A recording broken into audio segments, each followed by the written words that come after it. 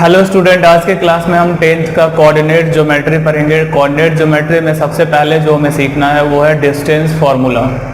तो distance formula क्या होता है, सबसे पहले इसे प्रूफ करेंगे। डिस्टेंस फार्मूला, डिस्टेंस फार्मूला का यूज़ ये है किसी भी दो पॉइंट के बीच का डिस्टेंस निकालने में ये काम देता है। अगर दो कोऑर्डिनेट दे रखा है और उसके बीच का हमें डिस्टेंस निकालना है तो फिर डिस्टेंस फार्मूला से निकालते हैं। जैसे ये हमारा दो एक्सिस है, एक्स एक्सिस और वाई एक्सिस। एक पॉइंट यहाँ है ए, सपोज इसका कोऑर्डिनेट है x1 y1, और एक दूसरा पॉइंट है बी, इसका कोऑर्डिनेट है x2 y2। अब इस ए बी का हमें डिस्टेंस बताना है कि ये ए बी डिस्टेंस कितना होगा। तो इसके लिए अगर हम यहाँ से एक परपेंडिकुलर लाइन ड्रॉ करें इसके ऊपर, तो यहाँ x1 है, इसका मतलब यहाँ पे x1 लिखा हुआ मिलेगा हमें, तभी इसका कोऑर्डिनेट x1 y1 है। यहाँ से अगर परपेंडिकुलर लाइन ड्रॉ करें तो यहाँ x2 है, इसका मतलब यहाँ x2 है लिखा हुआ, और यहाँ से भी एक परपेंडिकुलर ड्रॉ करें तो ABC ये एक राइट एंगल ट्रायंगल बन गया। और इस राइट एंगल ट्रायंगल का हमें हाइपोटेनियस AB फाइंड आउट करना है। तो हाइपोटेनियस निकालने के लिए हम पाइथागोरस थ्योरम का यूज़ करते हैं। इसके लिए हमें ट्रायंगल में दो साइड दिया हुआ रहना चाहिए। अगर हम AB फाइंड आउट करना चाहते हैं तो AC और BC मालूम होना चाहिए। तो सबसे पहले AC के बारे में पता करेंगे, AC कितना है। AC लेंथ वही होगा जो लेंथ ये है, और ये लेंथ कितना होगा, यहाँ से लेकर के टोटल यहाँ तक का डिस्टेंस है x2, और यहाँ से यहाँ तक का डिस्टेंस है x1। x2 में से अगर x1 माइनस करेंगे तो ये डिस्टेंस निकल जाएगा और यही AC होगा, यानी x2 माइनस x1, ये AC हो गया हमारा x2 minus x1।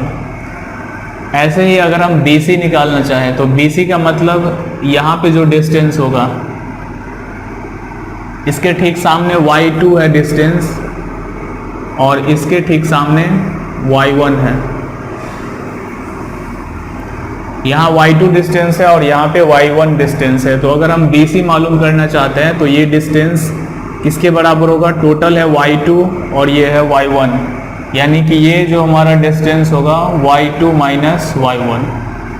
BC distance है y2 माइनस y1। अब यहाँ पे हम ट्रायंगल ABC में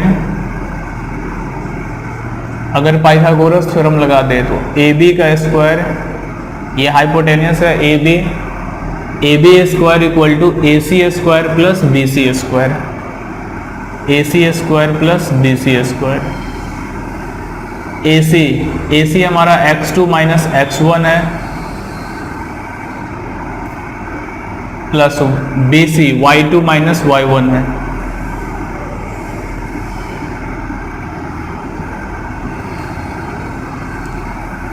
तो यहाँ से AB का डिस्टेंस निकल के आ गया। अगर हम यहाँ से स्क्वायर हटाते हैं तो इसमें रूट लग जाएगा x2 माइनस x1 का whole square plus y2 minus y1 का होल स्क्वायर।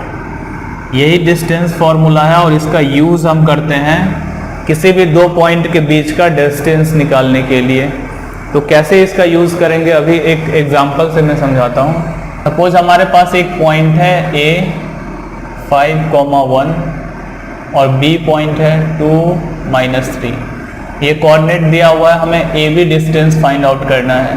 तो जब भी दो पॉइंट का कोऑर्डिनेट लिखा रहे और उसका डिस्टेंस मालूम करना हो तो हम यही फॉर्मूला लगाते हैं, AB इक्वल टू, अब यहाँ पॉइंट A है B है इसलिए AB लिख रहे हैं, PQ रहेगा तो PQ लिखेंगे, under root x2 minus x1 का whole square plus y2 minus y1 का होल स्क्वायर। ये हमारा x1 है, ये y1 है, ये x2 है और ये y2 है।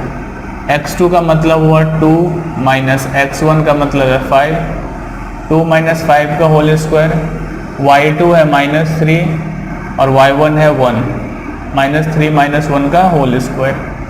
यहाँ पे माइनस 3 हो जाएगा, माइनस 3 का स्क्वायर करेंगे 9, यहाँ पे 4 हो जाएगा, माइनस 4 का स्क्वायर करेंगे 16, 16 और 9 को ऐड करेंगे 25, तो आ जाएगा 5।